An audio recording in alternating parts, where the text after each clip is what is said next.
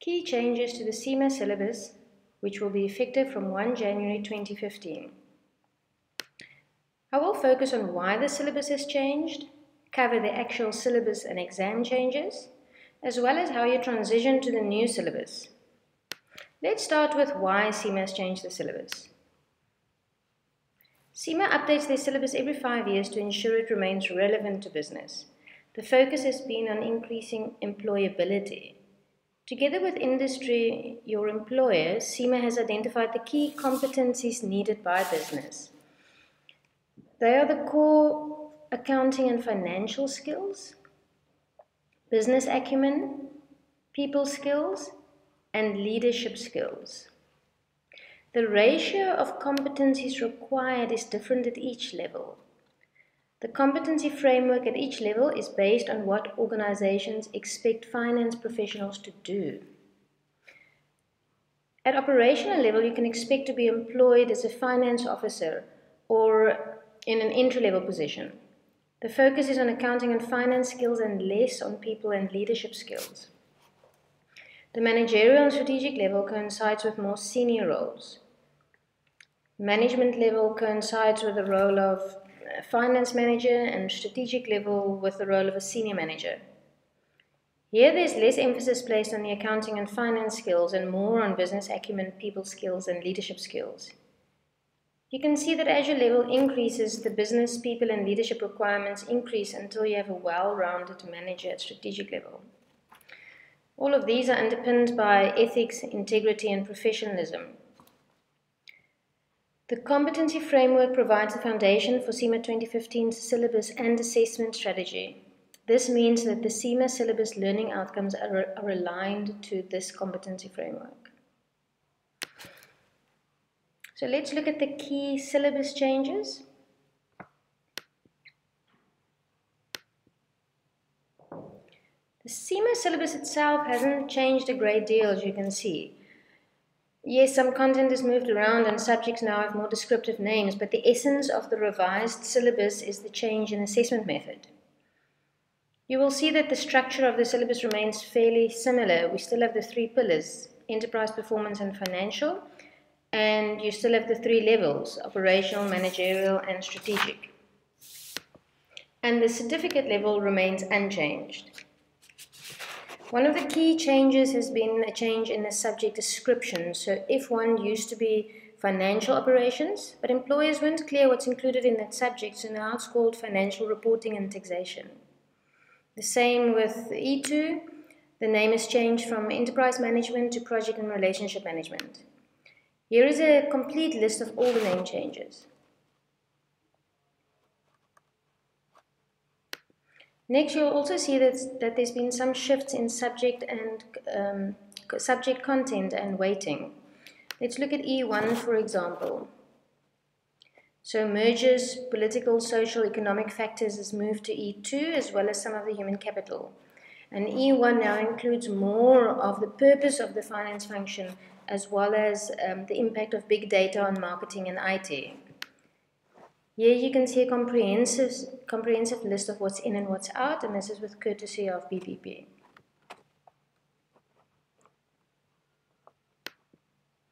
Now let's look at the area where there's the biggest change, with the exams.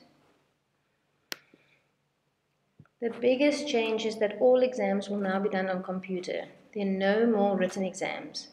You will go from doing 15 exams to now doing 17 exams. The objective test exams are on demand, and the interactive case study exams are 4 times a year. There will be no more T4 Part B exam, and the gateway exam will now be the management case study exam. Okay, there are 2 types of exams. An objective test or OT for each subject, and an interactive case study or ICS for each level. Let's look at the objective test or OT. As you can see, there's one to be done for each subject.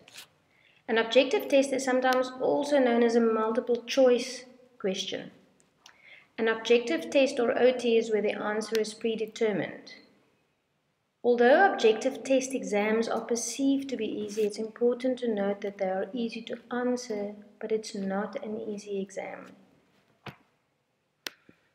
Okay, so the features of an OT is that it's on PC, it's 90 minutes long, it's marked by a computer, it's short questions, it can be set at any time, you get your results immediately, it can be done at any Pearson VUE Center, and it will cover all the learning outcomes.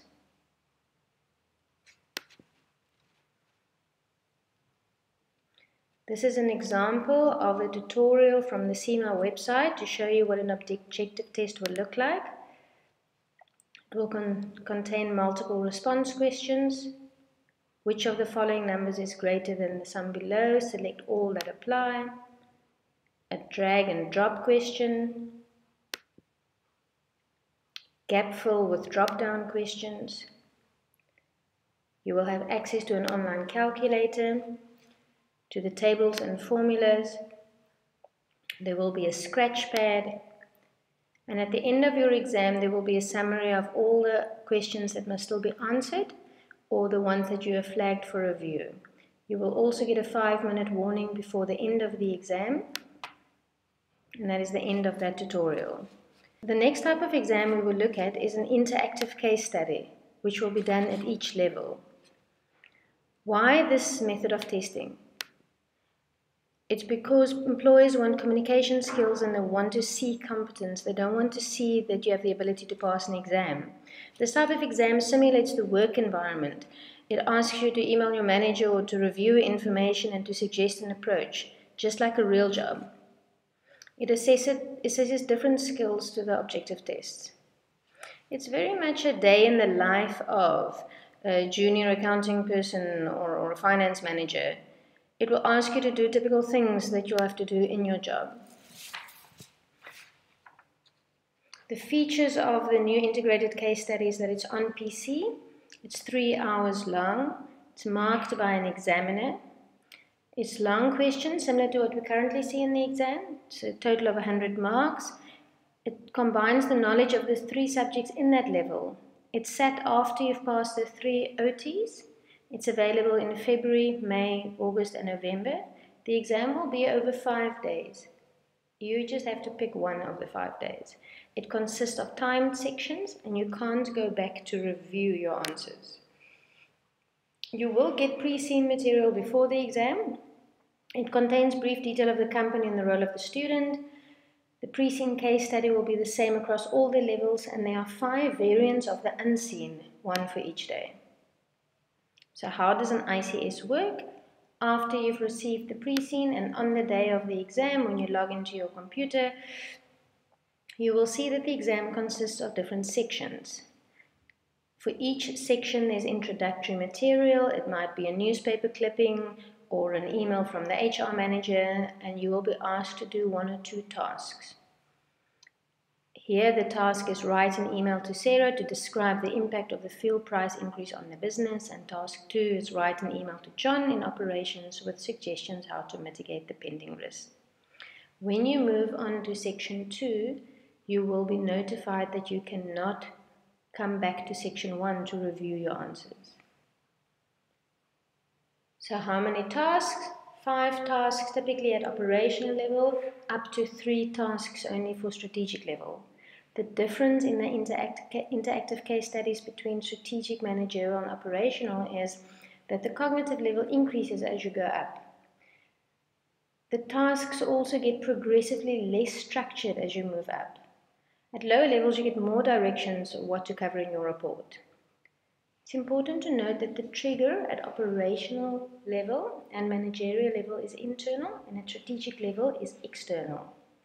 That means your first task, or the first trigger in your exam will at operational level will come from P1. Your first trigger at managerial level will come from P2. Your first trigger at strategic level will come from E3, because the trigger is external. The rules are that there's a time limit to complete tasks. You can leave tasks early, but you can't carry over time and you can't go back. This is a sample of the CIMA case study tutorial. Write an email to Sarah Harris on the current recruitment strategy for XY, and you write your answer below as an email. Some tasks have additional information. You will have access to reference material, the pre-seen, and the tables and formulas. This is an example of reference material you will receive. This is an example of to show that the PDF, your pre-seen PDF is searchable. You will have access to a scratch pad. You cannot cut and paste information from your pre-seen to your scratch pad. You will have access to an online calculator. You will have access to the tables and the formulas. This is to illustrate that the exam is broken into sections, that every section comes with introductory material, some tasks, and you move on to the second section. You will be notified that if you leave a section that you cannot go back. And that's the end of that tutorial.